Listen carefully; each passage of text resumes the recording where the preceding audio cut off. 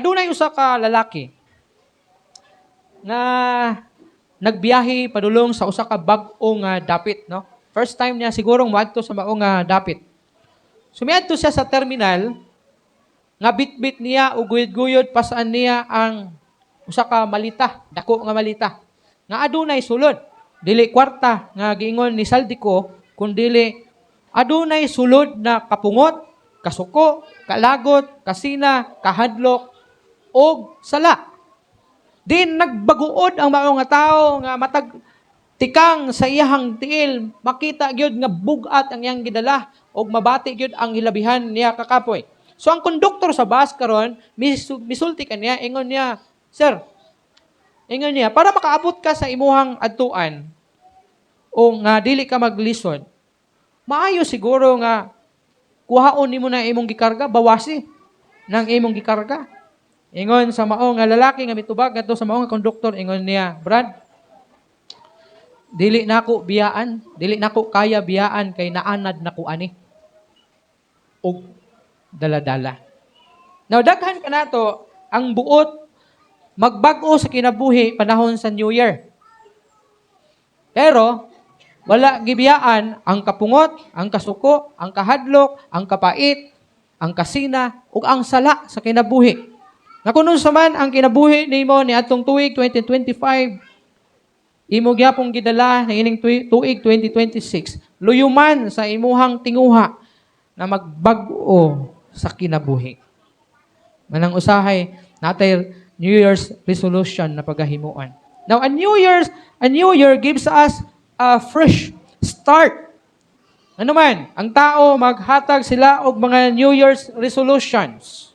Like naunta mamayat, magka 2026, makatigom og kwarta, makaipon og kwarta, makaundang sa iyahang bad habits, mga vices sa kinabuhi. Unsa ba na nga vices sa kinabuhi? Inom, sigarilyo, droga, sugal. Namingon ka nga, hunungon na nako ni siya. Pero, but sad to say, imo gyapong gidala sa tuig 2026. Adunay daghan kita na mga resolution nga napakyas kana tungod kay naga-rely kita sa atuang kaugalingon na kusog. Naabi nimo og makaya nimo pinaagi lang sa imuhang strength, pinaagi sa imong kusog. But the Bible teaches us something greater than resolutions. Kini ang gitawag spiritual renewal. Kinahanglan aduna kay pagahimuon nga espirituhanong renewal. Sa baning renewal gani pag Bisaya pa? Say Bisaya sa magpa-renew license. Wala mo kasab. Basta kay renewal, no? Paghimo og commitment pag-usab diha sa Ginoo. Now, mas maayo kini siya kay sa New Year's resolution. Because God does not just change our calendar. He changes our hearts. Now nga itong mensahe ng taknaan sa kabuntagon, magahisgot kita ng ginatawag, New Year, New Beginnings with God. Now first, God is the God of new beginning o beginnings. Hinumduman gid nato na ang Ginoo mao'y Dios sa bag-ong pagsugot. In Isaiah chapter 43 verse 18 and 19, "Forget the former things. See, I am doing a new things." Kalimti katong mga nangaging mga butang o karaan na mga butang o tanawa, ako magahimo og bag-o na mga butang. Kalimti tong niaging 2025 o katuba nga ang pagkahimuon sa Ginoo diha kanimo niining tuig 2026. Ayaw lang kalimti tong utang. Last year kay basin makasuhan ka o basig maawayan ka. Kalimti katong mga bad habits, kalimti katong mga kasuko, kalikot-kot, kapungot, kasina o ang tanang klase sa naandan nimong buluhaton diha sa pagpakasala. In Lamentation chapter 22 and chapter 3 verse 22 and 23, His mercies are new every morning. Now, remember, God specializes in new beginnings. Mao ni ang specialty sa Ginoo kining bag-o nga pagsugod. Noah, after the flood, there is a new beginning. Ano man, before ang lunop sa kalibutan, ang kalibutan is kining ginatawag na populated na, overpopulated na ang kalibutan. Before ang lunop, nalukop na sa tao ang tibuok kalibutan, and according pa sa Bible, natungod sa kadaghan sa mga tao sa kalibutan, ni samot kadautan ang kalibutan, hinungdan nga nakahukom ang Ginoo nga iyahang kuhaan, iyahang lunupan ang kalibutan. And after the flood, there is a new beginning. Ano man, sila naman lang pamilya ang nagtikaw-tikaw sa kalibutan. Kauban tong mga mananap nga ug mga kahayupan, mga kalangdaman nga na-save dito sa arka nga iyang gihimo. Pero kinsa lamang nabili ng mga tao? Si Noah, iyang asawa. Kinsa pa gyud? Si Ham, si Shem, si Japet ug ang ilahang mga asawa. Oh, pila lang sila? 8. 8 lang kabuk. So there is a new beginning. Sila lang naglatagaw sa tibuok kalibutan ni atong panahona. Kaya sugod jud sa kinabuhi. Kaya siyempre, wa naman kayo panginabuhi ato nga nagunob. Wa na yung mga struktura siguro ato kay nangaguba. Wa na yung mga kalingawan ato panahona kay wa na may mo-operate, nangaguba na ug nangamatay ng mga tao. So new beginning. What else? Israel after the wilderness. There is a new beginning. Sa diha nga naulipon sila diha sa Egypt. Gisaaran sila sa Ginoo nga luwason sila o dalahon sila ngadto sa promised land nga mao ang Canaan. And remember, kini na mga Egypt, kini na mga Israelites, they came from Canaan. Ano man? Si Abram, dito man na siya nagpuyo sa Canaan. Sa diha nga nahimong ulipon o nahimong gobernador si Joseph dito sa Egypt, milangyaw tong mga taga-Kanaanhon, mga tao nga naas Kanaan. Milangyaw sila ngadto sa Egypt kay tungod kay adunay dakong hulaw, kagutom sa ilang nasod ug sa tanang silingang kanasuran. Mao milangyaw sila dito sa Egypt ug dito mipuyo sila sa usa ka dapit nga gitawag og Goshen. And dito mipuyo sila for 400 years. Sa diha nga nidaghan sila dito daog-daog sila sa mga Egyptian kay human mamatay ang emperador o ang ilahang paraon. Niadtong panahon nahikalimot na ang mga Egyptian sa saad sa unang paraon ngadto sa Israelites nga nipuyo silang nasod. Hinungdan nga ilang gidaog-daog. And then misaad ang Ginoo nga luwason kini sila og dalahon sa promised land. Ang promised land nga gitawag mao ang Canaan nga diin didto nagpuyo kaniadto ang ilang katikulangan nga si Abraham, si Isaac ug si Jacob. And then human sila gingnan sa Ginoo nga dalahon sila didto pila ka mga katuigan milabay. Mibalik si Moses, human siya miikyat gikan sa mga nasod tungod sa krimen nga yang nahimo dito sa Egypt. Gaynan siya sa Ginoo, ipagawas kini nga nakatawhan nako og dalaha dito sa promised land. O ingon niya, makasulod kamo sa promised land, sulod sa 40 ka adlaw ug 40 ka gabi. Pero ang 40 ka adlaw ug 40 ka gabi nahimong 40 ka tuig. Nganuman, tungod sa ilang pagkadili matinuohon sa Ginoo. Wala sila'y kahilok sa Ginoo, sige lang silang away, sige lang silang pinatyanay, unayay sa usa. Sige kasuko kay Moses. Sige simba og mga Dios samtang gabiyahe, samtang galakaw padulong sa promised land. Hinungdan ang Ginoo mingon, at tungod sa inyong pagkamasinupakon ug tungod sa inyong pagkawalay pagtuo kadako, maglatagaw kamo dinhi sa kamingawan. Ug ang 40 ka adlaw nahimong 40 ka tuig nga naglatagaw sa kamingawan. Nga even si Moses, si Aaron, isa pa tong isa, si Miriam, wa gidto sila kasulod sa promised land. Ang mitabok sa Jordan River, aron mo puyo sa promised land, maulang gayod si Joseph o si Caleb o ang mga kaedad niya ni atong panahon na. Kay tanan nga migawas sa Egypt, nga 20 ang edad pataas, wala makasulod sa promised land. Atong naapil to si Moses, si Aaron. Wato sila kasulod tanan. Tanan nga 20 anyos pa ubos, moto'y nakasulod sa promised land. Mana sila Joseph o si Caleb nga nangulo sa ilaha. And then after sa wilderness, there is a new beginning. Ano man? Mipuyo sila sa usa ka nasod nga diin wala na makaila kanila. Kay 400 naman ka tuig silang nagpuyo ni taliwan sa mga dapit. Pagbalik nila after 400 years, ang yuta nga ilang gibiyaan daghan nag mga syudad. Daghan na og mga tribo na muyo dito, tag-as nag mga pader, and even ang mga giant tuwa na dito na muyo. Ha? Tuwa na namuyo dito sa promised land o sa Kanaan. But still, nipuyo sila dito kay mao may saad sa Ginoo nga ihatag kanila. Ang usa ka yuta nga tabunok og aduna nagaawas ang milk o honey. Can you imagine? And then there is a new beginning. Kay nagsugod sila dito pag-enkwentro atong mga syudad dito and mao tong nahimong syudad karon. Ang Kanaan mao kanang Israel, Palestine, Iraq, Iran, mao na mga nasod karon. Syria and some part of Lebanon. Mao na ang Kanaan sa unang panahon. Nga diin, mao na mga tribo. Tribo nga nisulod sa yuta sa Kanaan. Nagibulag-bulag ug nahimong nagkalain-lain mga nasod niining bag-o nga panahon. Now, there's a new beginning and there's also a new beginning after Peter nga na-fail siya. Unsa man ang kapakyasan ni Peter? Sa diha nga si Peter, ingon ang Ginoo sa iyaha, ingon niya Pedro, kanang atimanaon niya ang ako ang mga katawhan. Ingon niya, asam day ka ba ito? Isa kay, isa sa ako magbudhi. Isa sa inyo magbudhi ka na ako. Naingon niya nga kung kinsa man na Ginoo, bisag asa ka muuban ko nimo. Ano sa mukuyog ko nimo.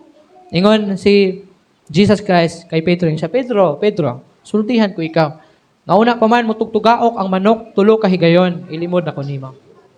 Na-fail siya ni ana. Napakyas siya tungod kay nganuman. Gilimod man niya si Jesus Christ. Maingon gani siya nga murag imposible man kaya na siya. Pero napakyas siya. Pero after nga na-fail si Pedro sa pagsunod sa Ginoo, nahimo siyang matinud-anon sa Ginoo. Ug ang iyang pagkamatinud-anon sa Ginoo, mihatod sa iyang kamatayon. Nabisan ang iyang kamatayon, brutal na klase sa kamatayon. Yan naman, gipatay siya pinaagi sa paglansang sa cross. Ingon ang mga Romano nga naglansang sa iyaha nga i-attempt siya og lansang pareha kay Jesus Christ nga nakatindog sa cross. Pero mihangyo siya. Ingon niya, dili ko angayan nga ilansang pareha kay Jesus Christ. Pwede ba ko ninyo ilansang pabaliktad? So, gilansang sa cross nga pabaliktad. Ang yang ulo, to sa ubos. Yang tiil, to sa taas. Mana ang klase sa kamatayon ni Pedro. And another one is si Paul after persecution. Grabe ka, persecutor ni si Paul. Ilado ni siya nga nag-persecute kay Stephen. Isa sa mga diakono. Diya sa Acts. Sa mga Kristohanon, sa unang mga Kristohanon. Pero iya kining gipabato hantod nga namatay. Pero after sa iyang pagka-persecutor, gidakop siya sa Ginoo and there's a new beginning sa iyang kinabuhi. Gikan sa iyang pagkamanlulutos, nahimo siyang mensahero sa pulong sa Ginoo. And even, usa ka powerful, usa ka isog na magwawali ni. Si Paul, dili ni siya pariha kay Pedro na kuyaw umuwali. Si Paul, mura ni siya og kung magwali ni siya, makatulog ka. Kay laay man ni siya muwali. Pero, isog ni siya. Kaya nung dumato, nagwali siya. Nga, duwa ka andana nga balay, nasa sa ubos, nagwali siya. Din ay nahulog ikan sa taas, kaya nakatulog. O di laay siya muwali. No? Kaya nakatulog man itong nasa second floor, nahulog, namatay. During sa iyang pagwali. So, usa ka indication nga, makatulog yung kagmuwali, basig bugnaw kaya siya muwali. O hinay baka istorya, o kaha malumanay, pero isog ni. Nga naman, siya ang pinakadaghan o sinulat sa mga epistles. Siya, yan ang mga sulat na nan, mga epistles sa Bible. From Romans to Philemon. Iyahan na tanan ng mga sinulat ng mga books. O iyahan ang gisulat. Ang uban gisulat niya samtang naasa sa prisuhan dito sa Roma. O sa uban ng mga prisuhan sa Asia Minor.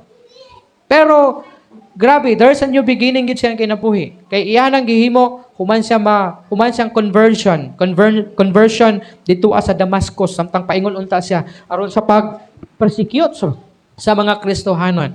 Now, and even gitugyan niya ang kinabuhi diya sa kamatayon, pinagi sa pagputol sa iyahang liog. No? Wa gid siya mobalibad niya. No matter how bad last year was, Doon naman kay kapakyasan, mga sala nga nahimo, losses, but God is not finished with you. Wala pa natapos ang trabaho sa Ginoo diha sa imong kinabuhi. Hinumduman nato ang lapis.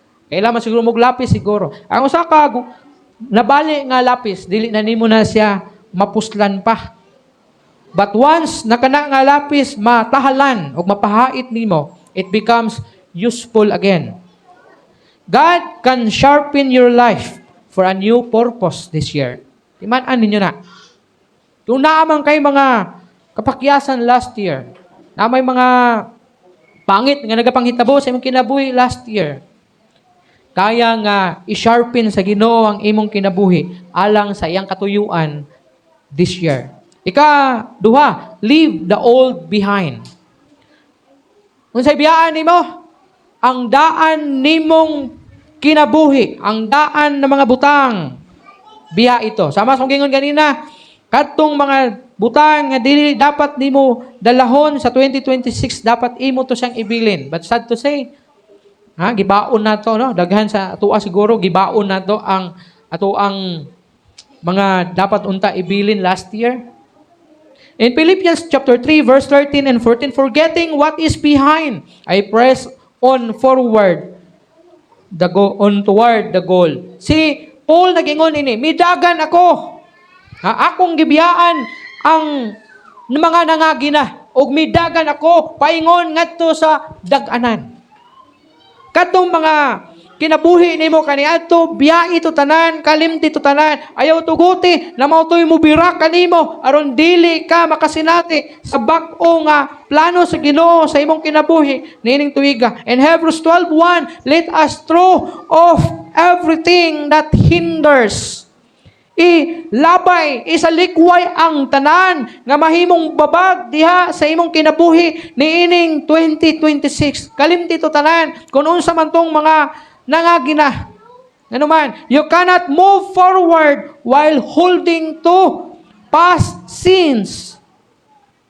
Kung ikaw nakahimo og sala sa Ginoo last year, isurrender to sa Ginoo ug talikti to siya. Ayaw to hupti diha sa imuhang kinabuhi kay mao kadto ang mahimong babag aron dili nimo matagamtaman ang gusto sa Ginoo kanimo karong tuiga. Mga past hurts, mga kasakitan, kung nasakitan ka last year, kinsa man ang nakapasakit sa imuha, kalimti na to siya. Pasayloan na lang tong tao, God. Ayun na lang, dalaha ang mao nga kasakit nimo karong tuiga. Kay kun imo nang dalahon, matay, digid ka magmalipayon karong tuiga. Kay nagkupot man ka sa imong kapungot kaniadto, nga mao to siya ang mo pugong sa imong kalipay na dapat unta nimong masinati karong tuiga. Past failures, mga kapakyasan, kung nakay wala na himo last year, ayaw na to, hunahuna pa. Bag-uha ang imuhang tinguha karong tuiga. Kung napakyas ka man, make sure na dili ka mapakyas karon. Ayaw na kupot adto. Kung dili, bag-o na karon. And then past bitterness. Ano bitong bitter ka sa imuhang kinabuhi last year? Ay na dalaha karon tuiga. God forgives completely, but many believers keep condemning themselves. Ipasaylo na sa Ginoo. Banang ayaw na i-condemn pa ang imong kaugalingon sa imong mga past sins, sa imong failures, sa imong mga kayugot last year. Kundi pagsugod sa bag-o nga pamaagi sa Ginoo diha sa imong kinabuhi. Remember, kung nag-drive ka og sakyanan o kung kanunay ka tan-aw sa imong side mirror, do you think okay ang imuhang dagan? Posible mabangga gid ka. Kaya instead na magtan-aw ka sa front glass nimo, windshield nimo, nagsige ra makagtan-aw sa imuhang side mirror. Kung sikag lingi, sikag tan-aw sa imong side mirror, di nimo mapansin sa unahan, and may posibilidad na mabangga ka. The same pud na ninin tuiga. Ayaw sige tan-aw sa imong nangaging kinabuhi. Kalimti na to siya, and pag-start ka rin nga tuing. Pag-renew, pag-usab diya sa pag-alagad sa Ginoo. And then third, walk with God in the new year. Lakaw diya sa Ginoo niining bag-ong tuig. In Proverbs 3:5 and 6, Trust in the Lord with all your heart. Salig sa Ginoo sa tibuok nimong kasing-kasing igsuon. Nining tuiga lakaw diha sa Ginoo. Saligi ang Ginoo. In Matthew chapter 6 verse 33 nag-ingon, "Seek first the kingdom of God." Buot pasabot unaha pagpangita ang gingharian sa Ginoo nining tuiga. Kung may kahigayunan ka, pangalagad sa Ginoo. Pangitaa ang Ginoo. Unaha ang Ginoo diha sa imong kinabuhi. Kana kung may kahigayunan ka. Kung wala man kay kahigayunan tungod sa mga pipila ka mga sirkunstansya sa kinabuhi, basta make sure na kung makahigayon ka, tagaig yun og priority ang Ginoo. Ha? Tagaig yung panahon ang Ginoo. Seek first the kingdom of God. Sabi ninyo, kining nga mensahe, kining nga verse, nindot baya ang sumpay ni ini.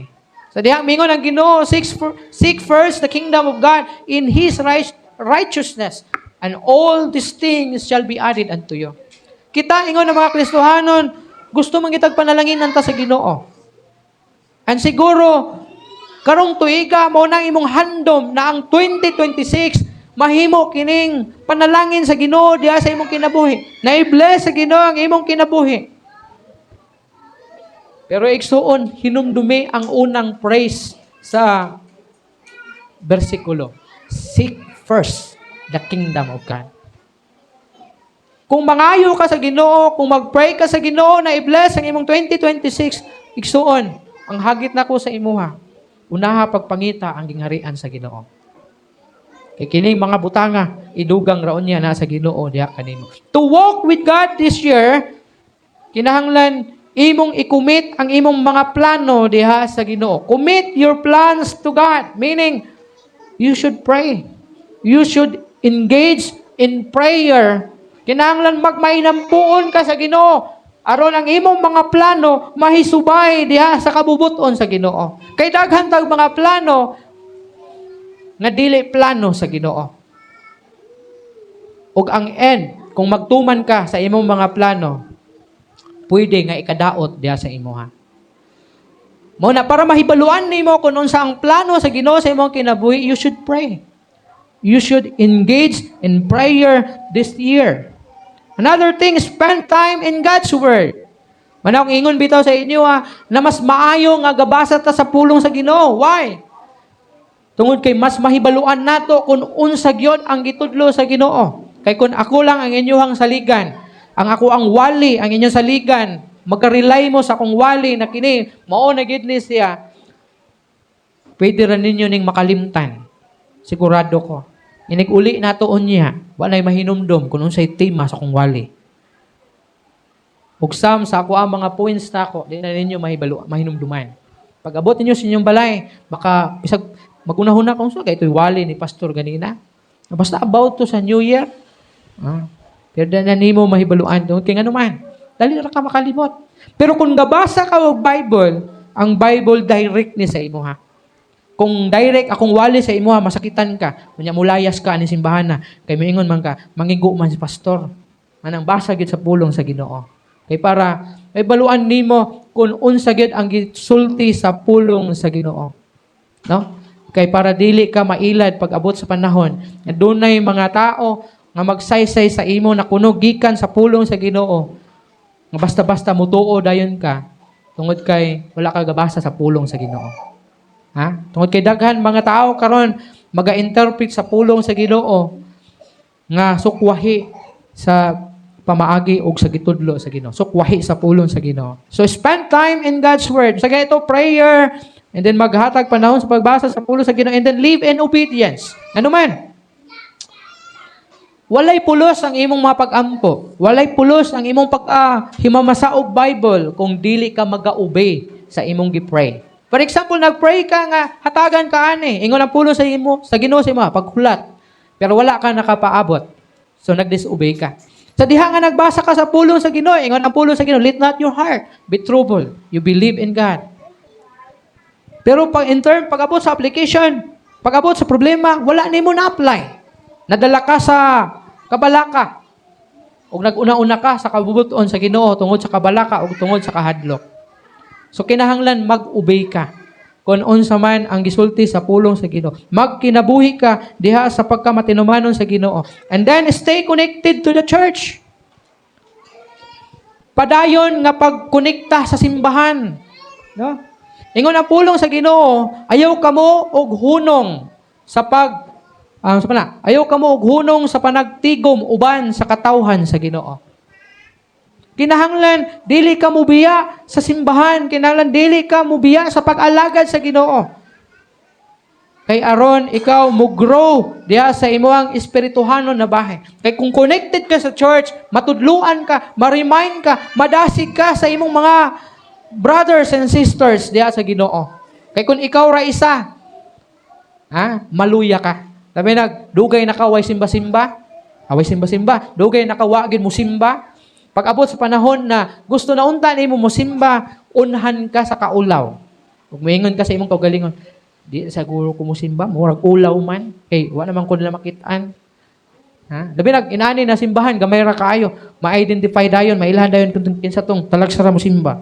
Makitaan dayon. Unlike sa mga katedral, mga Catholic church na mga dagko na simbahan, bisan pag once a year ra ka pakita diha, wan pansin sa imo. Pwede ra ka magtindog-tindog siguro sa likod kay daghan man tao. No? Pero kinahanglan nimo maging konektado sa church. Aron ka magmadasigon, aron ka ma-remind sa word sa Ginoo, aron ka mahimong magamit para sa kahimayaan sa Ginoo. So stay connected to the church. A year with God is better than many years without Him. Katong daghan nimong mga katuigan nga milabay, mas maayo pa ang usa ka tuig ni adto kining tuig nga adunay Dios kaysa kadtong mga tuig nga wa jud ka mga lagad sa Ginoo. Katong many years, katong daghan ng mga tuig nga imong giusikan na wala gid ka mga lagad sa Ginoo. Wala toy bili. Ang bililhon, mas bililhon pa ang usa ka tuig na mga lagad ka sa Ginoo. Manang ayaw pag-ingon na, sayang nga atong panahon na batan-on paunta ako kadto unta na nga lagad ko sa Ginoo. Kalimti na to, pag move forward na. Karon nga tuig, sugdi ang pag-alagal sa Ginoo ug pagmatinud-anon sa Ginoo. Tungod kay mas maayo ug mas labing maayo pa kining tuiga nga ikaw mga lagad sa Ginoo kay sa kadto mga tuig na imong giusikan ng labay sa imong kinabuhi. Pasalamatin na sa Ginoo na nakabalik ka sa pag-alagad sa Ginoo nga buhi pa. Kay kung matigok ka ug wa ka kabalik sa pag-alagad sa Ginoo, na bintot-bintot ra ang imong kaluwasan. No? Bintot-bintot tagid padulong. And lastly, trust God for the future. Isalig sa Ginoo ang imong ugma. Ayaw isalig sa ayaw isalig ni bisan kinsa. Ayaw isalig sa card. Ayaw isalig sa panang uban. Mga loan, no? Ayaw isalig sa asay ba na? Asay naman noon. Asa. Ayaw isalig sa mga turko ang imong future. Ayaw isalig sa mga nagapangutang ang imong future. Kundili isalig sa Ginoo. Kay mas labaw nga nasayod ang Ginoo kung unsa ang imong future. Unsa ang nagpaabot kanimo. Ang Jeremiah 29:11 nag-ingon, "For I know the plans I have for you." See? Nasayod na ang Ginoo. May plano na ang Ginoo. Ingon sa nahibalo ako. Sa akong mga plano alang kanimo. Kunin mo ning basahon og tiwas. Plan to prosper you. Plan to give you hope and future. See? Mao ni ang mga plano sa Ginoo sa imo Pero kita, nagunahuna ta, natay mga plano nga mao na atong mga plano nato, pero wa gid nato gi-commit sa Ginoo. Mao na atong i-commit sa Ginoo, may problema nga magplano ta. Importante man ang may plano. Pero i-commit sa Ginoo ang mao nga plano. Ampuhi kung kiniba kabubuton sa Ginoo dili. Kay kung dili na kabubuton sa Ginoo ug wala nimo giapil ang Ginoo ni ana, delikado alang kanimo. Pwede ang imong duha ang imong samputan. It will be possible good sa imuha, pero pwede pod na mahimong imuhang kapildihan sa kinabuhi. Pwede kang mapukan sa usa ka plano nga dili nga walay labot ang Ginoo. Wala nimo apil ang Ginoo sa mga plano. So muna, commit your plan to God because God has a better plan for you. Mas adunay anindot na plano ang Ginoo sa imong kinabuhi. In Psalms 37:5 nag-ingon, commit your way to the Lord. Itugyan ang tanan nimong mga dalan pamaagi diha sa Ginoo. So kinahanglan this year, isalig sa Ginoo ang imong future. Isalig siya sa Ginoo. Remember, ang usa ka bata nga mulabang sa usa ka ngit-ngit nga kalsada, dili siya mahadlok kung nahibalo siya nga gihawiran siya sa iyahang tatay o sa iyang mama. Buot pa sabot, security is not in the road, but in who holds tomorrow. In the one who holds our hand. Mao ang Ginoo. Manang i-commit nato sa Ginoo. Kay mas maayo nga mugunit ta o magpagunit ta sa atong kamot diha sa Ginoo. Kay nasayod ta, nga safe ta, ug nahibalo ta, wala gay dautan na mudangat nga ni kanato. Gihangyo nako ang tanan sa pagtindog para sa tuang conclusion and closing prayer. The New Year is not about new clothes.